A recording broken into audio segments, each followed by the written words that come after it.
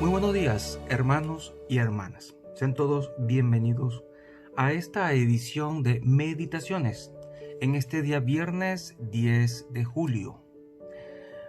Hoy la palabra de Dios me ha hecho meditar acerca de la gravedad del pecado, en particular del pecado de la idolatría, que ha sido pues el pecado de Israel. La palabra de Dios estos días nos ha hablado de eso. El profeta Oseas nos ha hablado de eso y de los males que ha acarreado al pueblo de Dios. El haberse erigido ídolos y haberse apartado del camino recto, haberse apartado de su Creador, de su Señor. Y este ha sido el pecado de muchos pueblos a lo largo de la historia y por lo tanto la ruina de muchos pueblos. Dios ha tolerado esto, pero no sin consecuencias. Esta sociedad en la que vivimos, que se ha alejado de Dios y se ha ido alejando cada vez más, pretende seguir haciéndolo sin consecuencias. Y esto lo estamos viendo con pasmosa realidad frente a nuestros ojos, de que la consecuencia no se ha hecho esperar. Vemos situaciones de tanta conflictividad a nuestro alrededor, en nuestro mundo, y uno todavía puede preguntarse, ¿pero por qué? ¿Por qué Dios permite tantas cosas? Y para nosotros la razón es clara. Dios es el único Dios, no hay otro. Y Él nos ha dicho cómo vivir. Y nosotros nos hemos hecho los desentendidos, pensando que Él no se da cuenta o no se quiere dar cuenta. Y nosotros pensamos que al no existir Dios, pues Él no va a tomar en cuenta lo que se está viviendo. Fíjense que hoy la liturgia nos presenta a través del profeta Oseas, en el capítulo 14, esta visión de lo que Dios dice acerca del pecado de su pueblo y al mismo tiempo de su ternura para con su pueblo.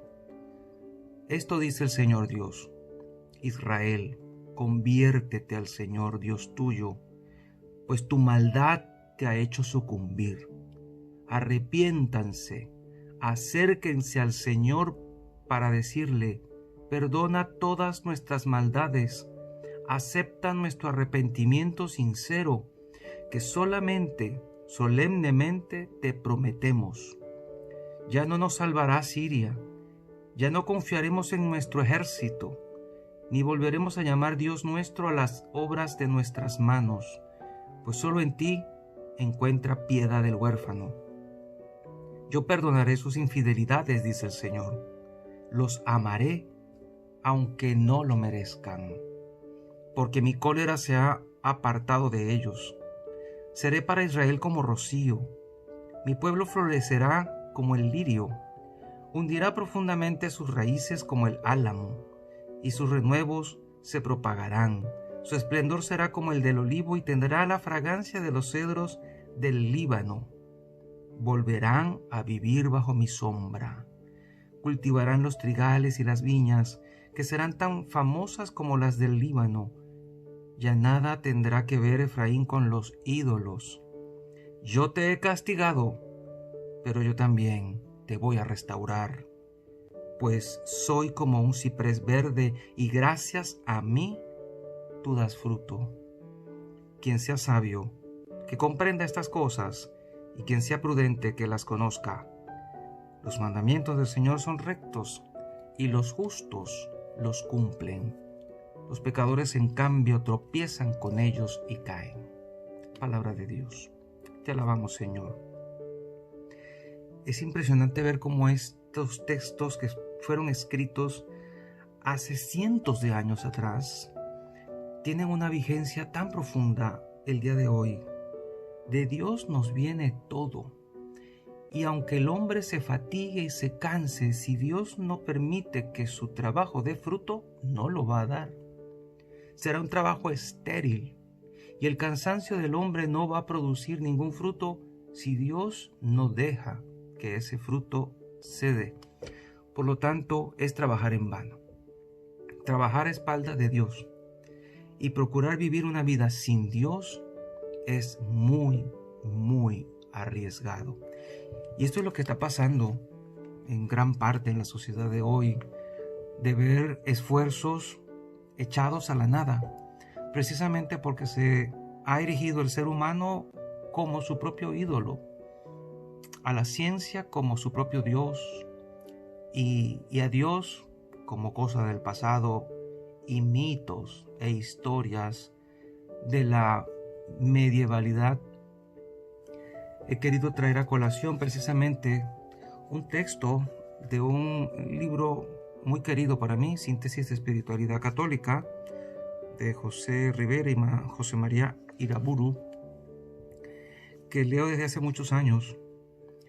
Y en él dice algo interesante acerca del pecado, porque si el pecado de Israel fue la idolatría y se atrajo muchos males, eso mismo podemos decir para el mundo de hoy. Nuestro gran pecado de hoy es la idolatría, sigue siéndolo. Nos hemos construido nuevos ídolos que no son precisamente de madera, sino distintos. Los nuevos ídolos que nos hemos construido son otros, pero las consecuencias son básicamente las mismas. Y el pecado tiene consecuencias, no solo a nivel personal, y que se pueden ver en este mundo, sino a nivel también global, a nivel social, y que a nivel personal nos van a traer consecuencias para el otro mundo.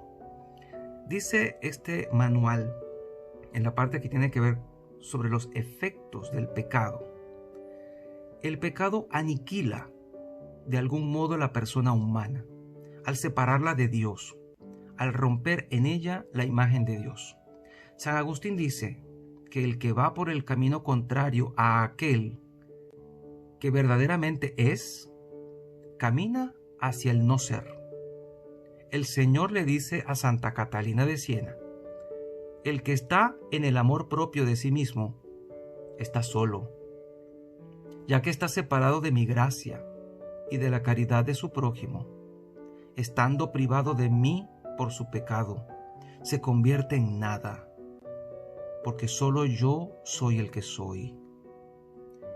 Y la misma santa escribía: la criatura se convierte en lo que ama, y si yo amo el pecado es nada, y he aquí que me convierto en nada.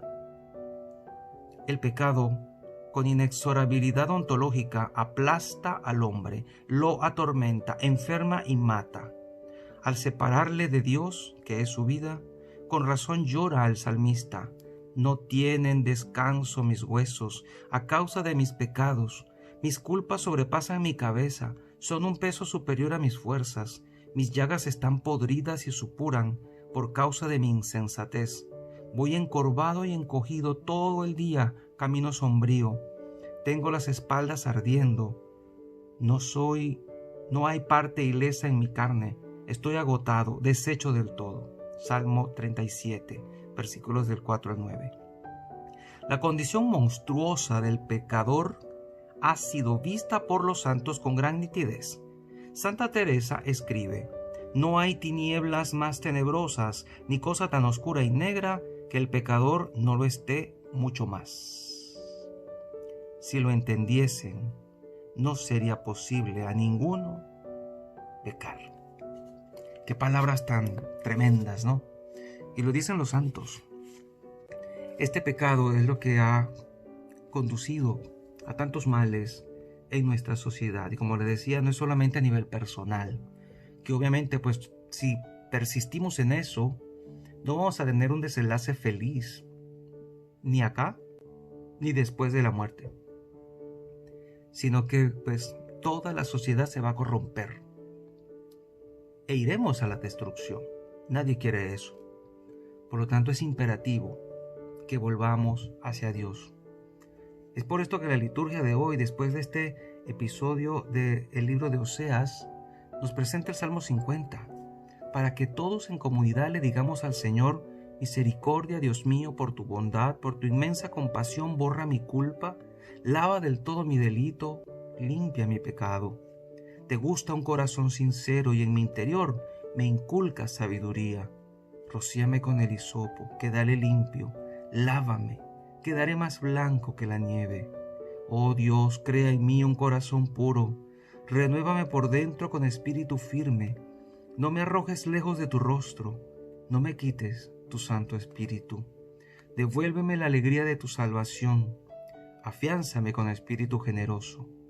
Señor, me abrirás los labios y mi boca proclamará tu alabanza.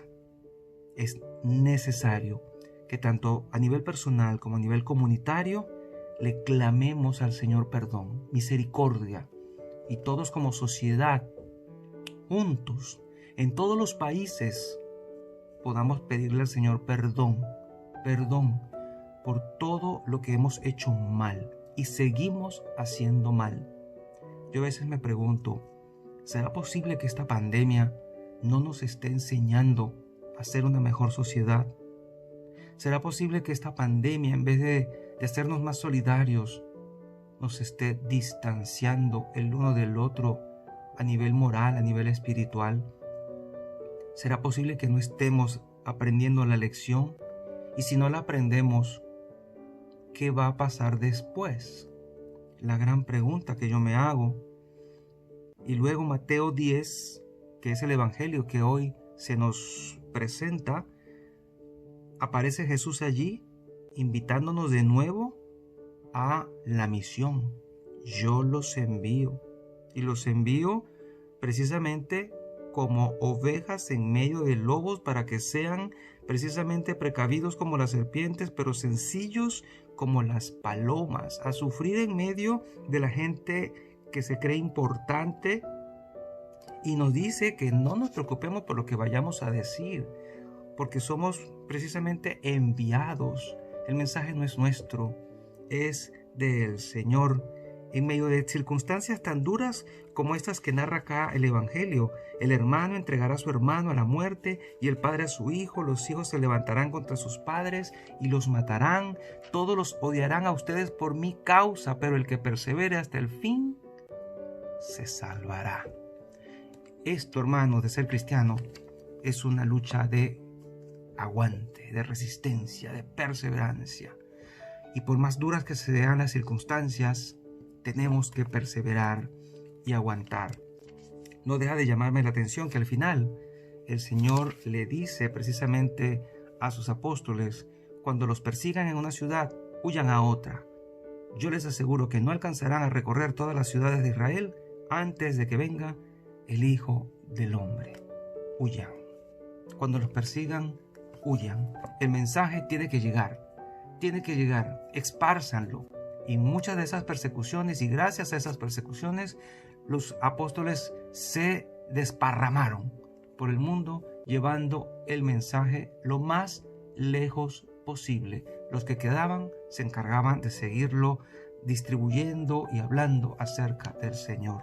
Seamos como estos que, a pesar de las dificultades, se quedaban donde tenían que estar y los demás se desparramaban para esparcir el mensaje a donde más lejos pudiera llegar, para preparar el día en que el Señor viniera. Algunos me preguntan: Padre, ¿será que el Señor ya vuelve? ¿Será que el fin se acerca? No sé. Señales hay, no todas, pero hay, y las ha habido a lo largo de la historia. Pero todos tenemos que estar listos para que cuando el Señor vuelva nos encuentre bien dispuestos. Y la bendición de Dios Todopoderoso, Padre, Hijo y Espíritu Santo, descienda sobre cada uno de ustedes y les acompañe siempre. Seguiremos en contacto, si Dios quiere, a través de este canal. Chao, chao.